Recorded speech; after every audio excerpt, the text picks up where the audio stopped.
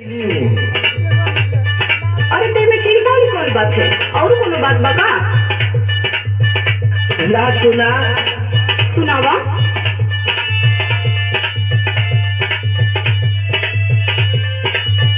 हमरे धनिया का पातर पातर हाथ हो कालैया धरत डर लागेला।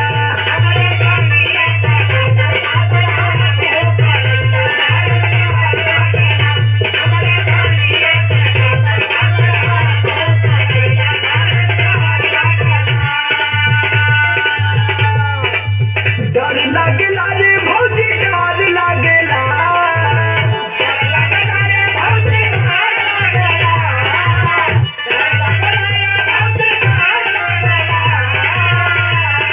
धनिया का पातर कवार हो धरत बड़ी डर लागेला।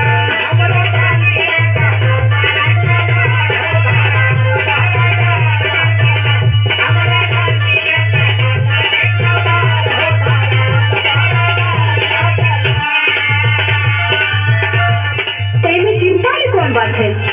अरे बच्चा हो खाए पी तो मोटा जाए। सुनो सुनावा। देवरो बही बना जो कहूँ मोरिया कमरिया कहना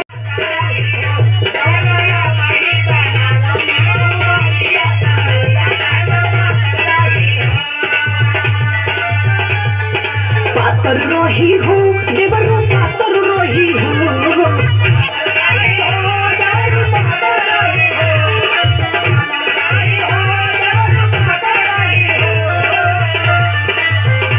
बहिनोई हरे में रहनी दुलरिया कमरिया कहना पातर रहे।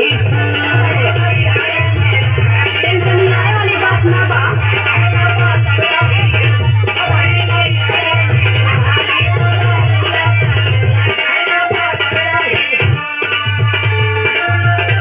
अरे जब इतना नाजुक रहल तो का जरूरत इतना जल्दी बियाह कैले के? अरे उमरिया तो हो ही गई बा, जब पतिल बा तो का करी बेचारी। अरे चल कोनो बात हुई तो देख लिए, नहीं तो हमके तो जेल जुर्माना खटा लिखल है। ले सुन। बोले नी बोलिया गिराई के नजरिया पातर पातर होठ भौजी रे।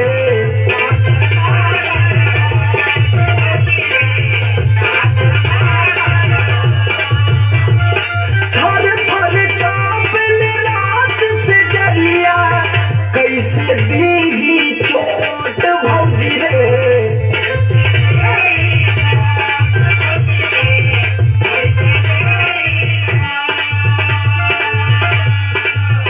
हमरे रानिया के पतरिया ननिया पलनिया चढ़ते डर लागेला।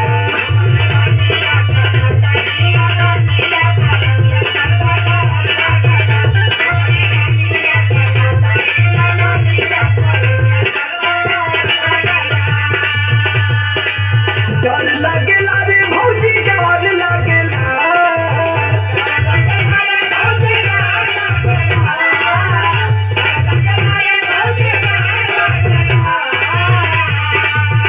हमरे धनिया के पातर पातर हाथ हो कलैया धरते डर लागेला।